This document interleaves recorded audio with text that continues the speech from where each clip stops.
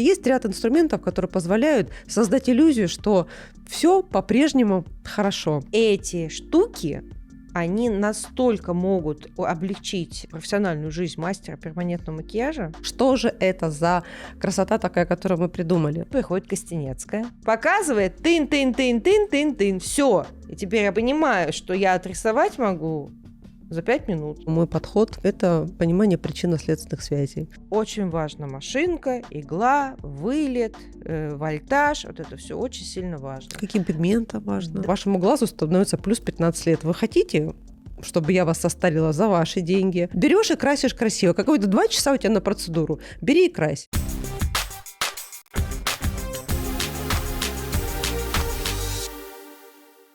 И снова здравствуйте, дорогие наши друзья и коллеги. Мы вновь в эфире YouTube-канала Hanafi Colors Pigments. Сегодня мы вместе с Ольгой Костенецкой. Она у нас в гостях в нашей студии. Кто такая Ольга Костенецкая? Что такое Ольга Костенецкая в нашей профессии и в нашей жизни, конкретно Hanafi Colors Pigments, в жизни меня лично, как профессионала и мастера в жизни моей студии, это очень важный большой человек. Прежде чем я на нее посмотрю, и мы начнем беседу на наши темы, которые мы хотели бы сегодня обсудить и вам рассказать, я, конечно, должна немножечко еще, не пропеть дифирамбов, но все равно высказать свои какие-то ощущения, потому что кроме высокого профессионализма, потому что понятно, что мы сюда, в студию, конечно же, зовем высоких профессионалов для того, чтобы они делились с вами какими-то важными вещами, которые вам помогут в работе. Кроме этого, это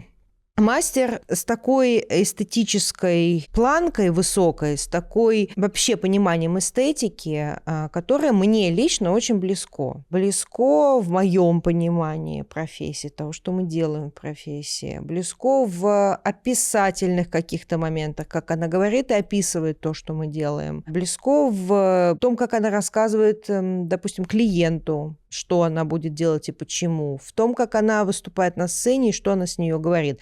В общем, человек очень мне приятный, понятный, близкий, на одной волне. Надеюсь, что она испытывает хоть чуть-чуть таких же чувств по отношению ко мне, но даже если это не так, моих чувств это никак не изменит и не уменьшит. Итак, представляю вам замечательную, красивую, обожаемую богиню Ольгу Костенецкую. Смущена. Спасибо большое. Бесспорно, совершенно это все откликается во мне, в моем сердце. И не могу, наверное, найти столько слов красивых сразу, потому что, немножко растерялась. Боже мой, это все я ли, что ли? Спасибо большое. Солидарно прям во многом. И такое счастье невероятное находить по жизни единомышленников. И не просто единомышленников, а людей, с которыми есть данные, безусловно, Богом, возможность двигаться в одном направлении и расти.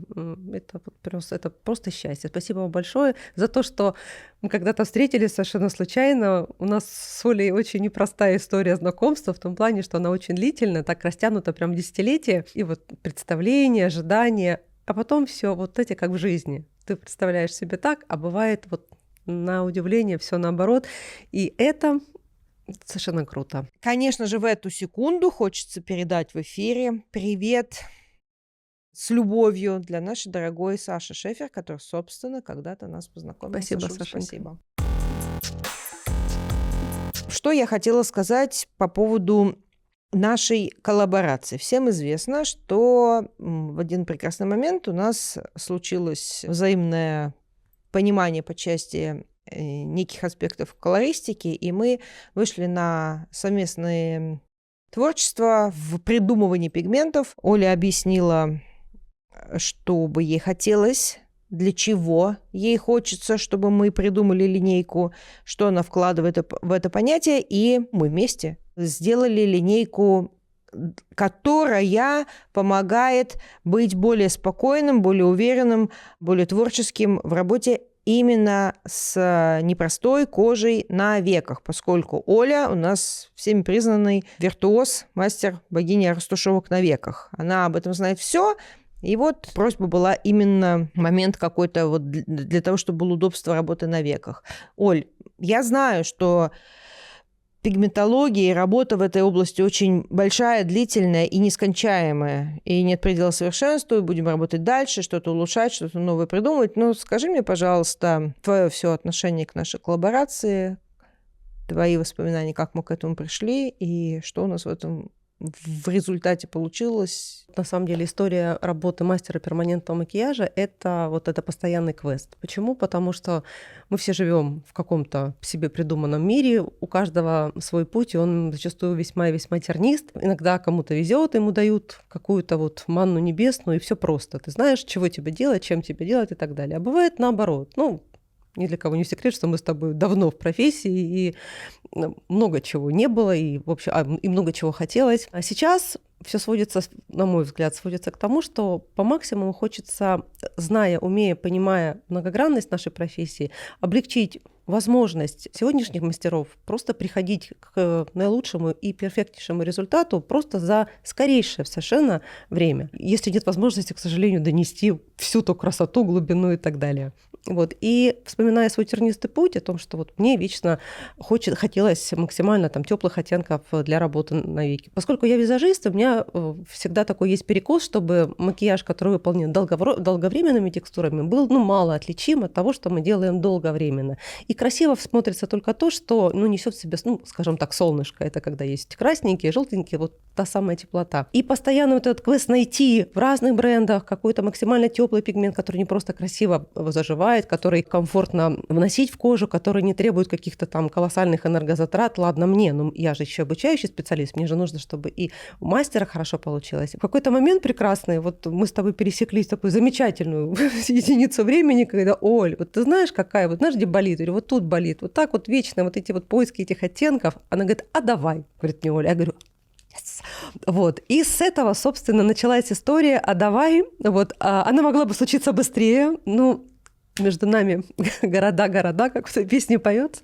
Всему свое время. Да, и так-то думали, и Оля придумала по заказу 4 красивых оттенка. Почему 4? Встречный вопрос может возникнуть. Опять же, только потому, что было проще. Мне-то, конечно, хотелось 28, но 28 это всегда упирается. Вообще непонятно, зачем 28, а не 26, где причина. А опять же, есть всегда некая финансовая составляющая, чтобы человек не думал, 2 ему купить, 3, 8, 4 хорошо. У меня есть еще просто моя любовь любовная, помимо сета, который придумали для глаз, это единица, это оно у меня везде, по-моему, как в косметичке у девочки, помада либо блеск, у меня эта единица бровная, моя золотая, самая любимая. Думали, вносить или не вносить, опять же, чтобы было комфортно мастерам, мы решили просто оставить ее прекрасно любимой в сете для бровей и оставить только 4 золотистых красивых оттенка для того, чтобы комфортно работать на веках. Что же это за красота такая, которую мы придумали? Это все просто. То есть, знаете, растушевка. Что такое растушевка? Растушевка — это то, чему очень долго учатся визажисты. Это плавный переход от темного к светлому, в монохромной цветовой гамме, через родственные оттенки. Плавный переход из одного цвета в другой без ощущения четких границ. Эти 4 цвета — это плавный переход из одного цвета в другой, в полухроматической цветовой гамме красивых коричневых оттенков, где нет этих границ. Возьми темненький, хочешь в межресничку начни, хочешь добавь туда красивую 7, глубокий черный, и просто докрась все. Взяла черный, потом темный коричневый, средний темно коричневый, красивый янтарный, золотой, и сердце успокоится, просто войдет в оттенок кожи красивой единицы. Что придумать больше, я вообще в душе не знаю, потому что все придумано до вас. А потом случился у нас конфуз в каком плане, что возник вопрос недопонимания. А можно ли использовать красивые, золотистые, наитеплейшие оттенки? А знаете, наверняка у всех мастеров, не только у меня, это вечная боль. Знаете, скажите ваш самый любимый коричневый. Я говорю, какой конкретно? Тот, который заживает коричневым. Так удивительно рядом это то, что красивые оттенки, которые подписаны на баночке, прекрасно, да, сет для глаз by Костенецкая Ольга, для глаз. Вы пользуетесь вообще коричневым, спрашиваю я. Пользуетесь. Я говорю, это коричневые оттенки. 4 коричневых оттенка. Можно их использовать на брови? Да. У вас же написано глаза. Вы же сами написали, что это для глаз. Почему же, этим можно работать на бровях? Почему же мы тогда не сказали? Во-первых, мы сказали. Много раз. Об этом написано снято палитре, везде. Везде это все прописывается, что можно использовать.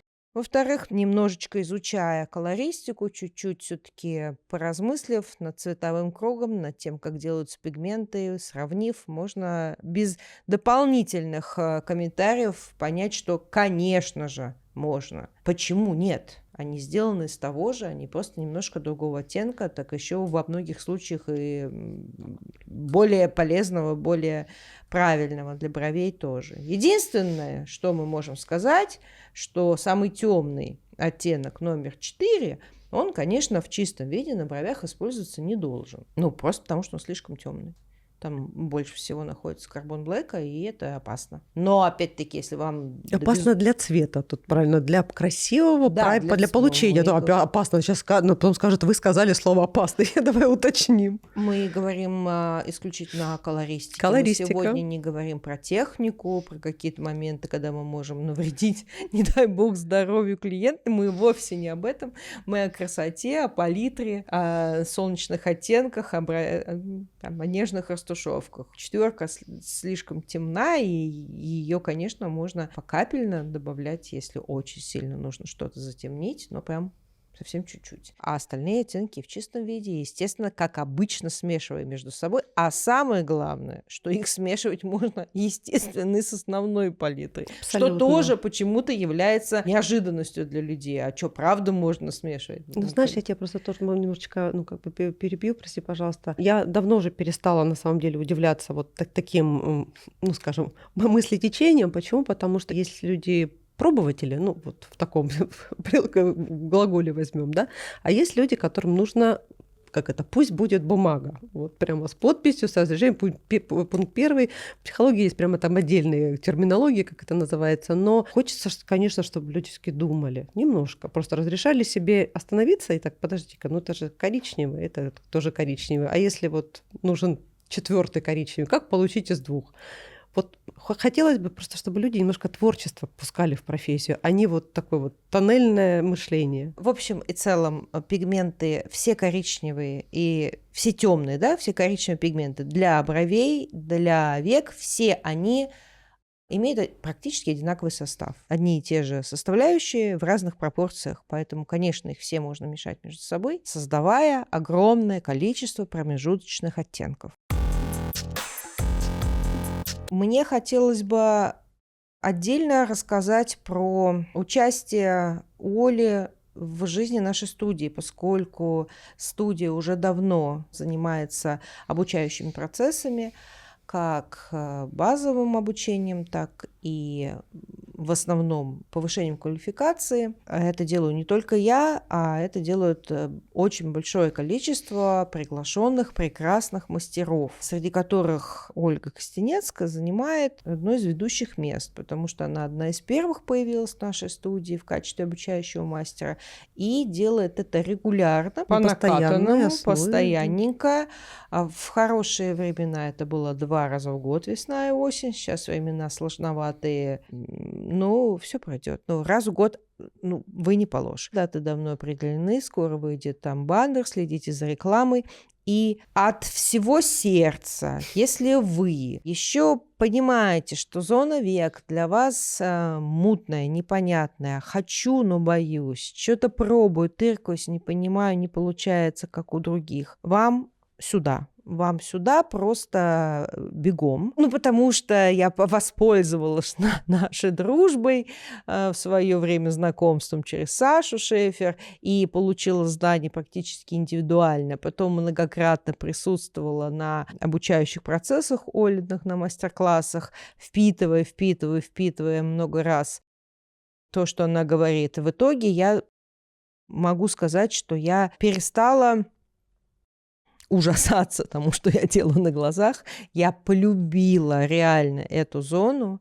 Я, конечно, еще буду долго работать над этим, но пришло понимание и пришла любовь. И вот находясь на всех этих мастер-классах, я уже все время видела девочек, которые выходят, которые покидают нашу студию, которые обнимают, целуют Олю и уходят со словами, вот это такая фраза, которая уже стала мемом: «Моя жизнь больше не будет прежней». После этого мастер-класса моя жизнь больше не будет прежней, потому что информация дается не только в огромном объеме, но и очень интересно, а главное, очень доступно. Поэтому спасибо тебе, что ты у нас бываешь. И для Спасибо, нас что это всегда приглашаете. праздник. Для меня тоже. Праздник эстетизма, праздник красоты. Вся наша студия, все наши сотрудники. Все Костенецкая едет к нам, ура! Вот так вот. Очень приятно. Все чувства, которые я хотела высказать, долго-долго ожидая этого подкаста, я высказала, вы поняли мое отношение.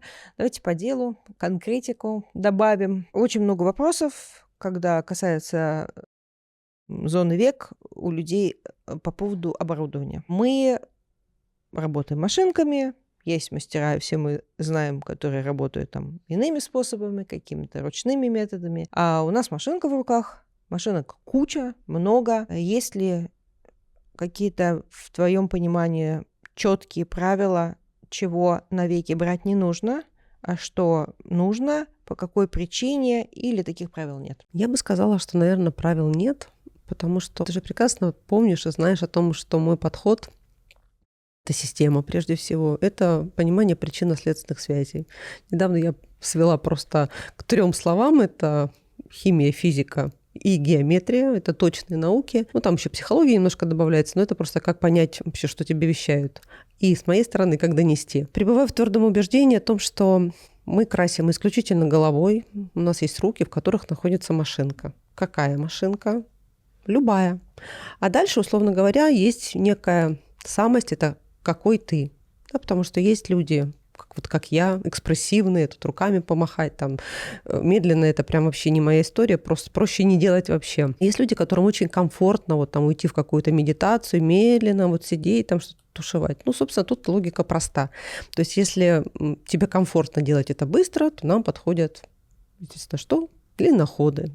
Если тебе комфортно работать медленно, то тебе вполне себе будет комфортно работать короткоходами. И тем, и другим можно, и гибридом можно. Ну, мне кажется, нормальному человеку свойственно выбирать такие пути простые для себя, потому что сейчас мир возможностей, как и время скоростей, то есть можно выбрать все что угодно, чего не было в то время, когда я начинала. Иногда была проблема: машинка есть какая-то, машинка есть, да, а иголки нет. Вот такая история. Так что и такое было, поэтому мне, когда сейчас спрашивают, а чем?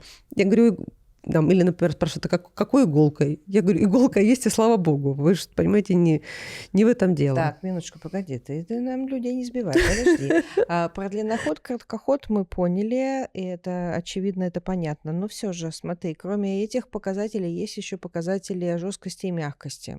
Насколько это важно для века? Даже не могу прямо так вот сейчас взять и сказать, что вот прямо жесткие машинки не подходят. Жесткие это какие? А мягкие это какие? Опять возвращаясь к моменту субъективности. Почему? Потому что у нас все равно смотрят профессионалы, и понятное дело, что будет понятно, о чем я говорю. Например, кто-то берет машинку и говорит, она жесткая. Кто-то берет машинку и говорит, я вообще и красить не могу, она мягкая. А я беру и вообще не могу понять, она жесткая, вообще про что вообще пойдет речь. Тут это всегда момент, повторюсь, субъективности, как кажется. Очень просто провести аналогию про те же самые, например, модульные системы, которые сейчас очень популярны. Этот модуль я вот в неописуемом восторге, например, от какой-то там истории, а кто-то говорит, я вообще не могу. Да ты как? Даже лучше нет и не было. Она говорит, а я не мнут что-то там такое. Опять. Мне мягкие, там твердые. А бывает так, что есть у тебя какой-то, например, вот взял в руку аппарат и как-то раз совпало с кожей, нарисовал красиво, а плюс ты как бы взял еще сопоставил совокупность, вот этот аппарат, вот, допустим, с таким модулем, и вот с той кожей, ты как-то уловил какой-то там хрустик или там что там, фурчание, урчание, и вот как-то, опа, у тебя какая-то новая история звучания того, что ты делал там много лет, и пошел дальше, а потом еще что, это вот... Прям вот слово в слово. Потому что, Оль, знаешь, это когда человек дышит вот одним и тем же, это совпадают даже слова и даже ощущения. А это из той же области, пожалуй, что и мы начали говорить, да, кому-то нужны инструкции, а кто-то начинает анализировать и думать, и сам приходить, потому что инструкции, безусловно, хороши, ну, на начальных каких-то этапах. Безусловно. Но по поводу машинки тоже, ну, хочется порой дать инструкцию, но реально столько много фактов. Мы же на нашем канале, поэтому вам предлагаю, тем, кто еще не видел, посмотреть наш самый первый подкаст с Денисом Меридоновым. Мы как раз об этом говорили. Сколько всего нужно учесть для того, чтобы сказать, какая машинка тебе подходит. Это очень все индивидуально, поэтому... Или вообще ничего не учитывать, берешь и делаешь, и просто пробуешь, понимаешь, вот как тебе, что тебе мешает, что тебе не мешает, ищешь как вот про свое, про себя. Потому что машинка — это продолжение руки всегда. Совершенно верно. Поэтому как рука будет ей управлять, так оно и получится. Оль, я поняла, про что ты сказала, есть игла, и слава богу, но давай не до такой степени все-таки. Мы не будем разбирать фирмы картриджных систем. Мы просто поговорим, все же толщина и заточка. Имеет ли значение при работе на веках? Я всегда начинаю издалека. У меня... Я не знаю, наверное, в хорошем смысле уже могу сказать, что прозвучит. У меня уже немного деформированное сознание с точки зрения профессионализма, потому что ты, когда много лет делаешь одно и то же, ну вот кусок глаз, ну там тряпочка кожи, открыть-закрыть, да, там, условно говоря, возникает некое, ну как бы расширение кругозора, ну то есть глаз, хорошо, там оптическая функция, окей, там смотреть, видеть, воспринимать. Оказывается, эта тряпочка, она помимо того, что разного цвета, она же еще разного возраста, она же еще разной анатомической конфигурации, да, как накрасить, а более того, она еще оказывается разная по качеству. Мне 9, вот так, самых ходовых. Вот я смотрю, вот, она вот такая, краситься будет вот так, на нее нужно взять вот такую, если возьмешь другую, сделаешь, но риск не сфотографировать красиво после работы повышается в разы. Но это если ты понимаешь, на что смотреть. К сожалению, почему-то это не надо никому, я прям сильно расстраиваюсь. Ну так вот, и в зависимости от того, какая кожа, ну ты должна взять, ну как бы ту или иную иглу. Это, опять же, это с одной стороны. А с другой стороны, мне все равно. Вот честно тебе скажу. Оль, мне реально все равно. Когда я смотрю контурочек на губах, например, чтобы было полярно. На губах мы контурочек обведем, например, там 18-й, чтобы он был тоненький. А потом возьмем и поменяем модуль на 35-й, чтобы дырочка была побольше, быстрее закрасить. А типа 0,25 ты будешь красить долго. Нафиг хочется сказать. Что, правда? Вот у меня этого нет. Берешь и красишь красиво. Какое-то 2 часа у тебя на процедуру. Бери и крась. Ну, не будем прям какие-то очень редкие конфигурации. Ну, самые часто встречающиеся. Есть 25-я игла RL, острая заточка. Есть 35-я игла МТ, допустим, да, средняя заточка, или там, ну, средняя, или там буллет, да, пуля. Я уже начала губы поджимать. Просто скажи мне, пожалуйста, все-таки, ну, неужели совсем для тебя нет разницы? Я тебе более того скажу, что вот из-за того, что такое колоссальное количество сейчас возможностей, в том числе и среди модулей, вот не поверишь, одна игла написана одно, и ты понимаешь, что читаешь, ну, как бы не русским, но английским языком, там написано 1 РЛ, острая заточка, там, условно, а, ну, ты же ожидание, реальность, ты же знаешь, как это должно быть. Окей, берешь другую, на ней написано то же самое, но такое ощущение, что ты красишь абсолютно чем-то другим. Где истина, брат? Ну, вот я про это. Ну, это как размер одежды покупать, да? Да, зачем путать людей? Нужна конкретика, а конкретика – это вообще не ко мне. Я могу как бы объять необъятное, рассказать, в общем-то, на что важно. А вот это, ну, грубо говоря, еще вольтаж ты забыла спросить, а на каком же вольтаже? Ой, ну нет, про вольтаж я уж как не буду, нет. Потому что для меня начинает просто такой просто нервный тик, потому что, боже мой, когда спрашивают, а на каком же вольтаже все-таки. Но это не важно. Чаще всего, конечно, я работаю 0,25 диаметром, и я люблю острую заточку, потому что, ну, вот, честно говоря, вот в зависимости от этих разностей фирм, я иногда просто не чувствую разницу. Это острое, но там мало ли что там написано. 25-я любимая, на самом деле, слушателям, допустим, либо ученикам, вот если вы там совсем не понимаете, либо боитесь что-то там сделать не то, берите там 0,30. 30 она универсальная, 0,30 диаметр, острая заточка. Интересно, так это пока говорила, я вспомнила, сколько мифов, сколько всяких таких вот вещей про иглы и единички были когда-то давно. Так я думала, что это давным-давно в прошлое ушло. Мне недавно кто-то... Нет. Совсем недавно меня кто-то, в жизни никогда не вспомню кто, буквально на днях меня спросил, ну как же вот все-таки единицы-то вот... Ну уж она же очень травматичная. И я зависла. Откуда ты вообще вышел? Где ты, из какого... Ну ладно, не будем. Поэтому, Где конечно, был-то? когда вот эти вот все разговоры про травматичность иглы единички, а мы говорим про острую точку тонкой иглы на веке, я сразу так думаю, наверное, раньше бы, наверное, людей бы инфаркт бы. Хорошо, что это было раньше, просто сейчас на самом деле действительно все меняется со скоростью звука, меняется тактильное восприятие, возможности технические, колористические, химические, и, соответственно, все это видоизменяется. И мне реально вот хочется, знаете, как догнать и причинить добро. Вот мне все время этот мой внутренний помогатель, да, ну зачем вы столько времени тратите, если просто вот взять и вот посмотреть, понять один раз. Вот просто совокупной системы, не там предложение на бесплатном обязательно вебинаре, там самые ценные информации, вот, и вот прямо вот там, вот там, вот там, и пытаться самостоятельно собрать вот в какую-то свою картину мира, которая зачастую просто полярна от реалий жизни, и просто двигаться дальше. А там, чем дальше ты идешь, тем там интереснее. Прям иногда прям мне страшно. Страшно в том плане, что... А что там дальше? В том плане, что я вот, знаете, камешек бросила, у тебя первый кружочек, это вот, грубо говоря, тебе дали машинку, вот типа краси, иголок нет, да, потом, ну, ты там вот в этом кружочке побыла, хочется же дальше, да, когда, а чем накрасить, чтобы осталось, а почему не осталось. Вот эти вот, ты вот из каждого круга выходишь, а их все больше и больше, и вот находясь на вот этот постоянный какой-то эффект этого Крюгера, или как там он называется, мне все время думаю, а куда я дальше пойду? Вот где, вот мне же по сей день у меня масса вопросов, то есть чем больше мне понятно, тем больше, а что ж там за горизонтом. А что люди делают, вот те, которые вот камешек только бросили? И вот там же, ну там 3 круга и все, на самом деле. Зато у них нет метаний внутренних. Это не метание, это, знаете, как это у Ирвинг Стоун сразу какая-то жажда знаний постоянная. Вот, пожалуйста, расскажите мне, а почему? Вот мне все время этот вопрос, почему? Вот объясните мне, а почему? Вот мне непонятно. И пока я не пойму, кто, ну, бывает, повезло, рассказали, но в основном нет. А вот это вот берешь и пробуешь, и делаешь выводы, смотришь, сравниваешь, не понимаешь, опять ищешь. Это какой-то бесконечный процесс, это какой-то постоянный квест, бесплатный совершенно. Я хотела задать еще один конкретный вопрос, несмотря на то, что из Олиных ответов понятно, что она конкретики не любит, и вы ее не получите. Но я все равно задам. Всем известно, что кожа века быстро устает, что с ней надо работать, ну, в общем-то, достаточно быстро, чтобы она не устала. Однако, все-таки нужно при этом и качественно прокрасить, а не бегать там туда-сюда, и потом все, устала, до свидания. Есть ли какие-то временные рамки, какие-то четкие, или ну что-то такое по этому поводу ты можешь сказать? Сколько должна длиться техническая часть? Почему?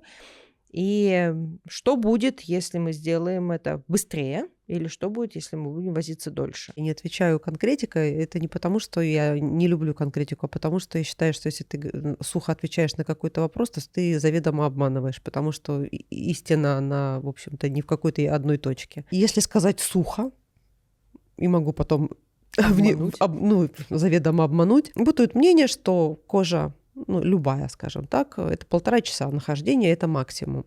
Иголки в коже. Иголки в коже, да, то есть от начала до конца, без отрисовки эскиза, без подготовки, без анестезии, то есть это техническая работа.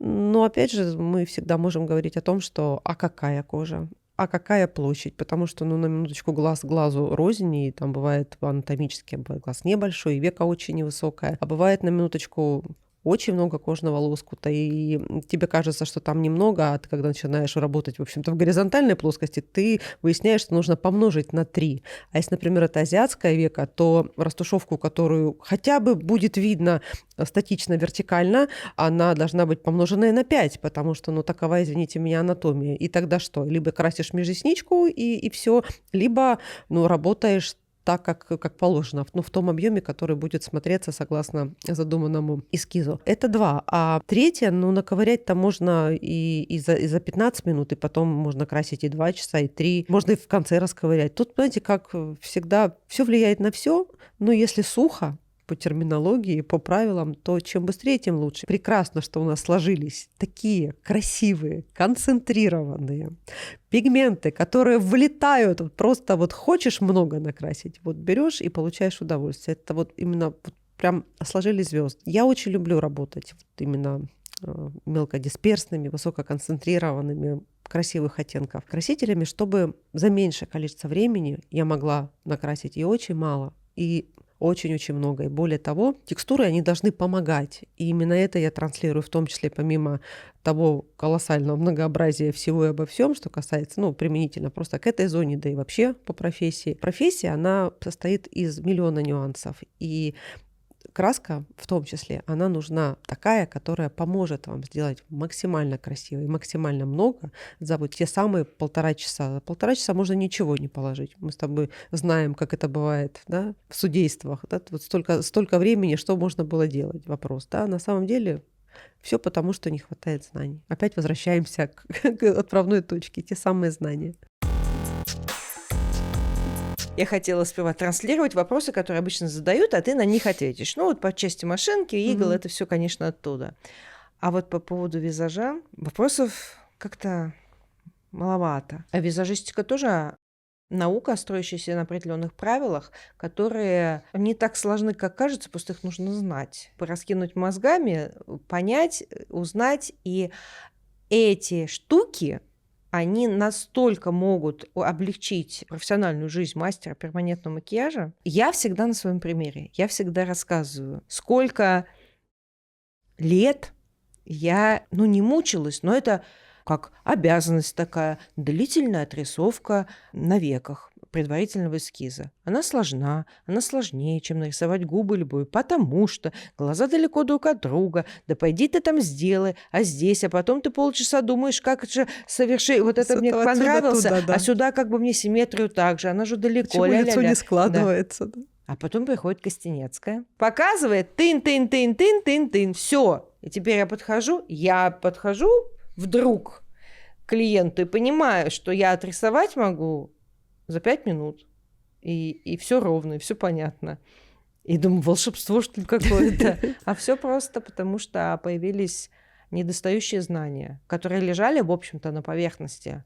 Просто их нужно было взять. Просто надо было знать, откуда взять. Для меня, в принципе, непонятно, как вообще можно рисовать необратимыми текстурами, то есть те, которые требуют потом долго, больно, дорого, чтобы это все потом вдруг, если не случилось, убирать, вообще ничего. Вот вообще ничего не представляю о том еще, как там все устроено. Для меня это вопрос, это вопросище.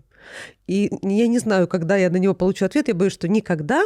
И ты же знаешь мою боль, что вот как донести масштаб бедствия. Машинка важнее, диаметр иглы фундаментально прям важнее знать, какой взять, какой вылет, тоже очень-очень важно.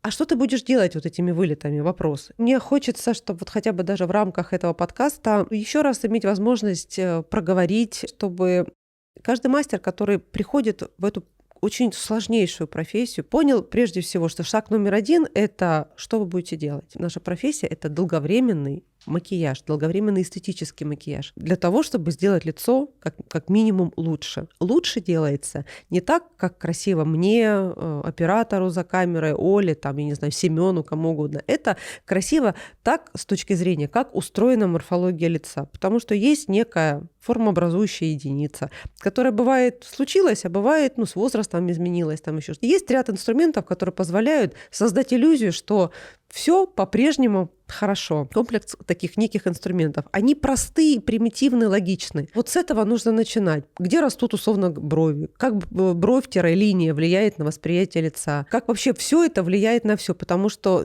помимо того, что этих знаний нет, в моду может войти только тогда, когда это подхватывается и пошло. Да? Вот не случается.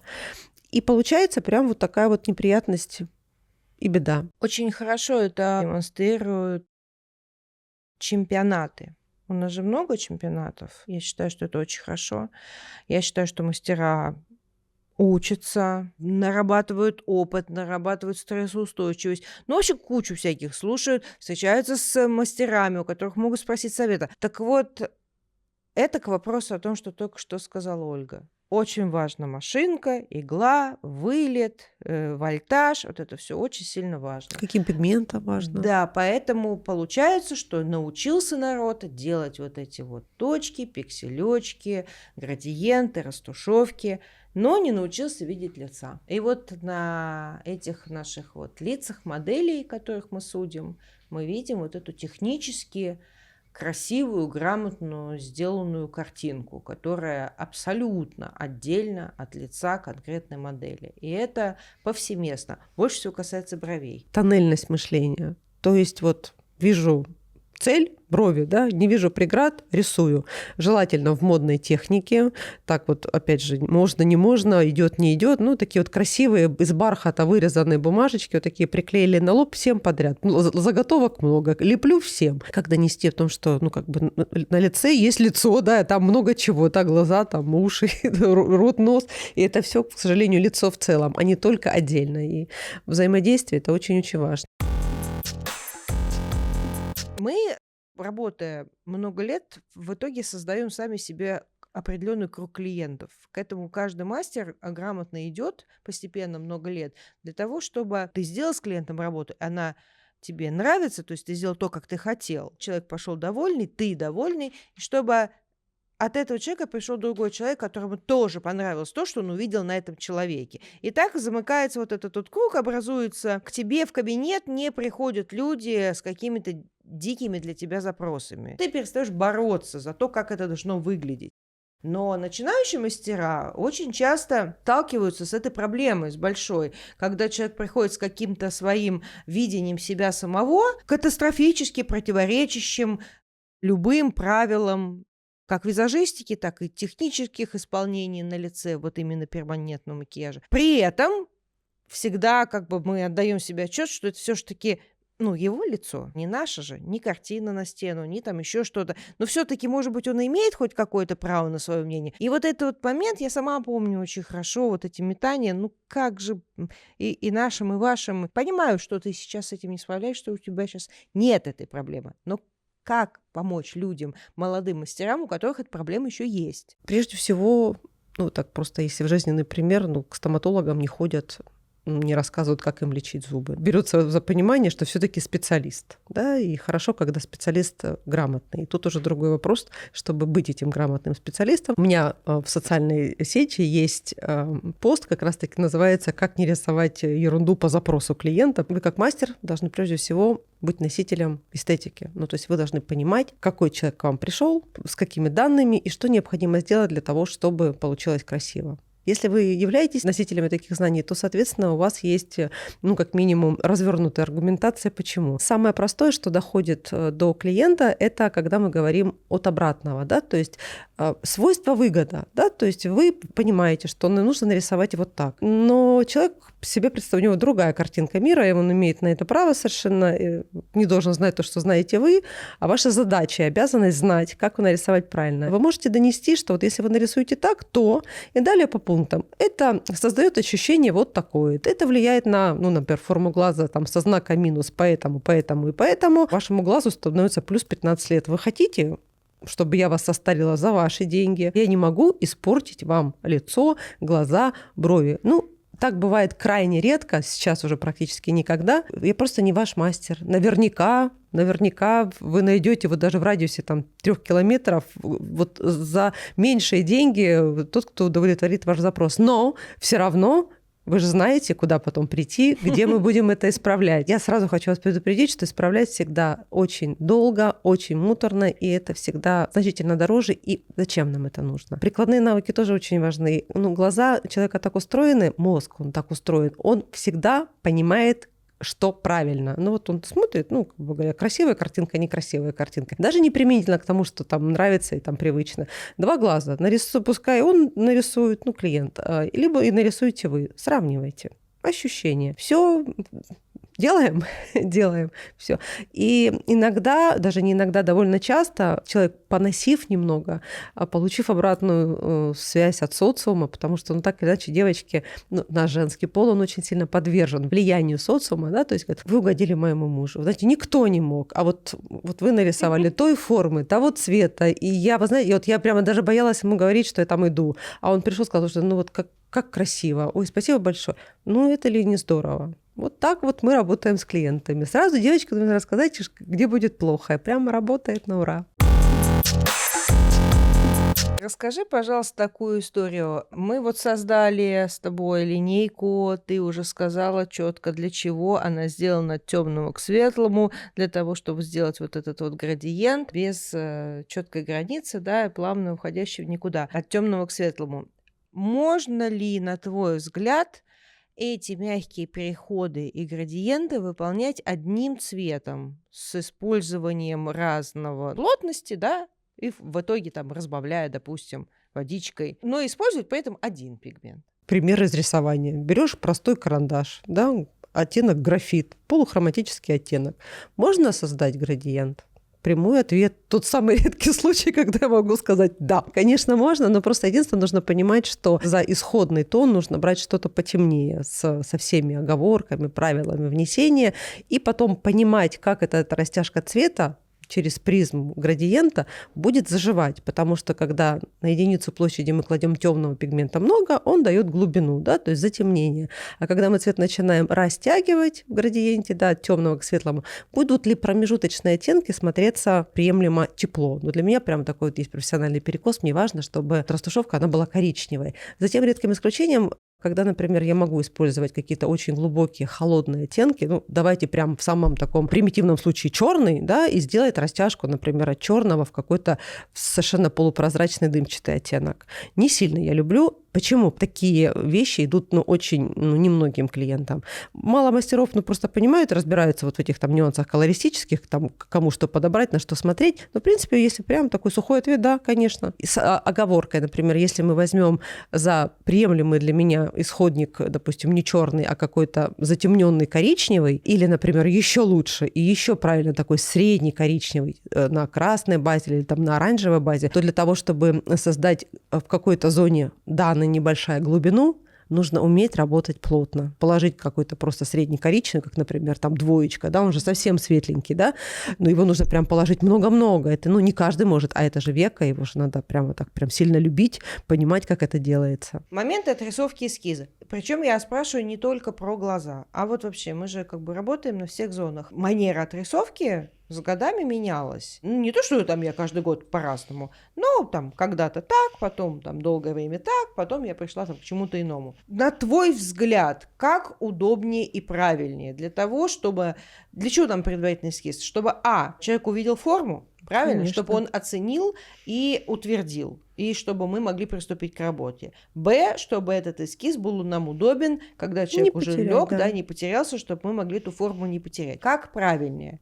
Правильно сделать полностью эскиз с цветом, макияж, чтобы человек увидел прямо вообще, как оно будет? Или правильнее только сделать контур, там, выход стрелки? Как? Всегда может или должно отталкиваться от того, ну, какими ресурсами располагает человек. Например, вот если мне не сложно, я нарисую все. Более того, это настолько упрощает жизнь и взаимодействие. Вот мы только что говорили о психологии общения с клиентом. Мне не надо рассказывать, а представьте, да, нарисовав там маркером обводочку, ну, какую-то там трафарет на бровях. Почему? Потому что люди уходят из нашего кабинета зачастую с, ну, излишне яркими оттенками на губах, там, на глазах, на бровях. То есть я могу сделать легкий набросок, зеркало, вот так, или, может быть, чуть-чуть ярче, вы заживете или там, вы там, увидите там, через 2 месяца, например. Да? Как вам? То есть уже как точка соприкосновения в моменте понимания. А можно поярче? Конечно, можно поярче. И тогда мы можем и поярче, и там и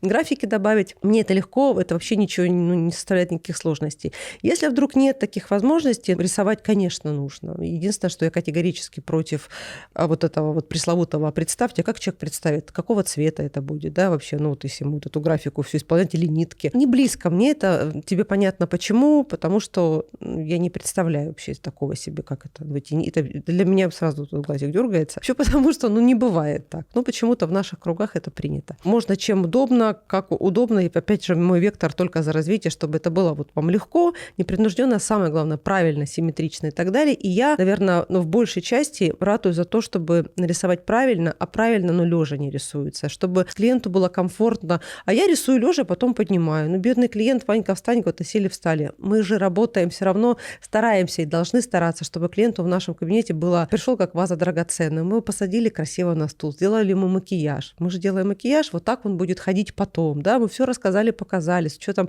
про него. Люди так любят слушать про себя. Это то место, где вы можете говорить о нем в красивых словах, какая она красивая, какие у нее красивые скулы, какой у нее красивый разрез глаз, какая у нее дивного там цвета радужка. Иногда люди выходят, говорят, вы психолог, и, боже, у вас вы просто женщина, которая понимает, кто, если не я в том числе, сделать красиво, рассказать ей о том, что она красивая и так далее и тому подобное. Уйти, короче, невозможно. От слова совсем.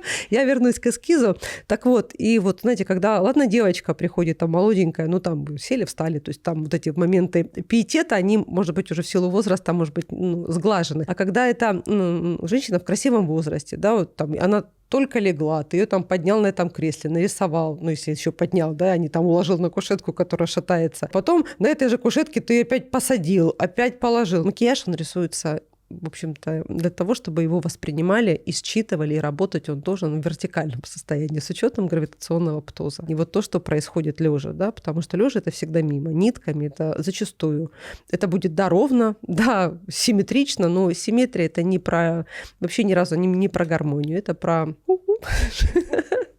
Потому что симметрия, она, в общем-то, совершенно не свойственна человеческому лицу, женскому в том числе, и зачастую в той самой пресловутой асимметрии кроются те самые вот нюансы индивидуальности, красоты и уникальности женского лица.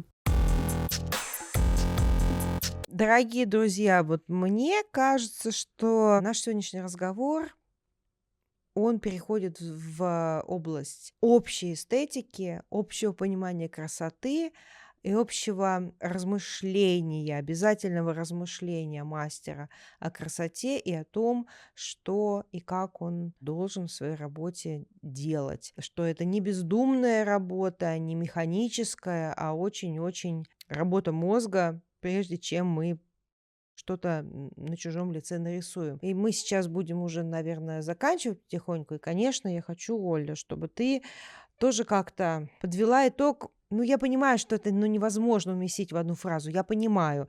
Но все-таки мастеров сейчас молодых огромная толпа. Школы выпускают мастеров перманентного макияжа пачками. Среди них есть огромное количество настоящих талантов. Девочки прекрасные и проходят свой путь до очень неплохих уровней, намного быстрее, чем мы проходили. Ну, в силу, потому что жизнь быстрее, информация больше. Есть ли у тебя какие-то...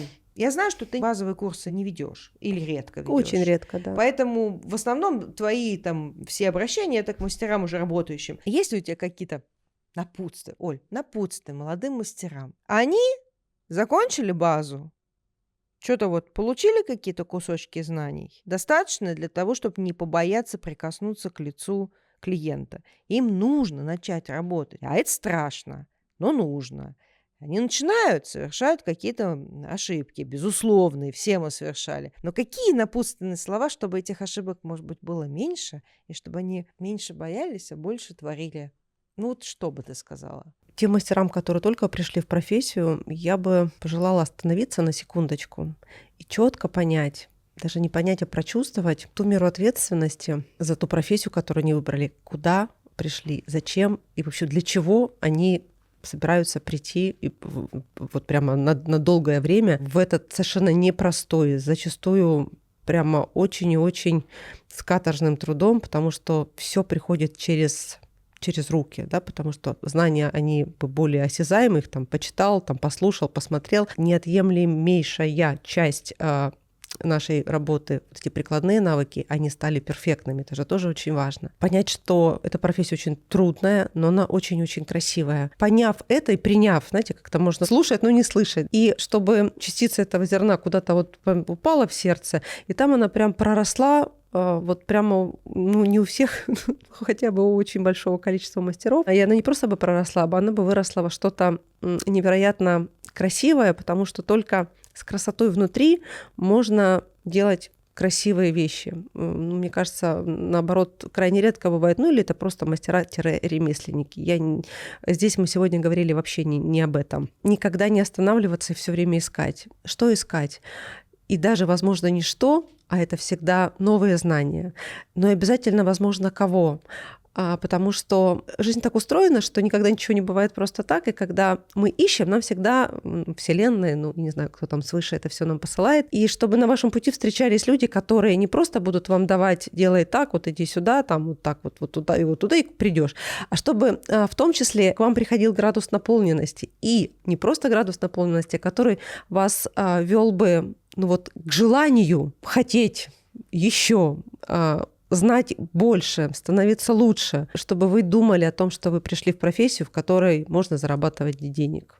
Да, можно зарабатывать много, но как? Да? То есть можно быть просто ремесленником, а можно стать мастером с большой буквы, творцом, и потом оказаться на месте наставника и также нести в мир красоту посредством уже ваших там потенциальных и студентов, и счастливых женщин, которые там сотни и сотни вы украсите и сделаете еще более счастливыми. Вот такая у нас профессия, и путь в ней вот такой должен быть. Поэтому я вам всячески желаю любви вот такой большой, потому что все только через любовь к профессии, к людям, к тому, что вы делаете. Знаете, когда у меня начали получаться стрелки, так между нами по секрету, когда я поняла, что вот кожицу, эту зону маленькую, там сколько там, сантиметр на сантиметр, нужно красить исключительно с любовью. А потом уже к этому моменту у меня были какие-то знания, они разрозненные. И вот когда это все совпало, стало получаться просто очень быстро, очень красиво, очень легко. И самое главное, что прогресс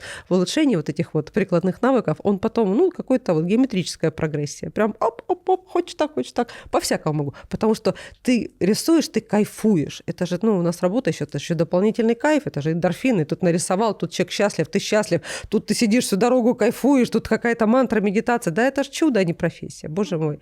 Я вам желаю такого кайфа и такого драйва. Какой же кайф от сегодняшнего моего разговора с тобой. Я его давно ждала. Сегодня у нас было про красоту и эстетику. Напоминаю, что Оля постоянный преподаватель нашей студии. Следите за рекламой, подписывайтесь, пожалуйста, на наш канал. Продолжайте за нами следить, потому что мы для вас очень много всего интересного записываем. Пока!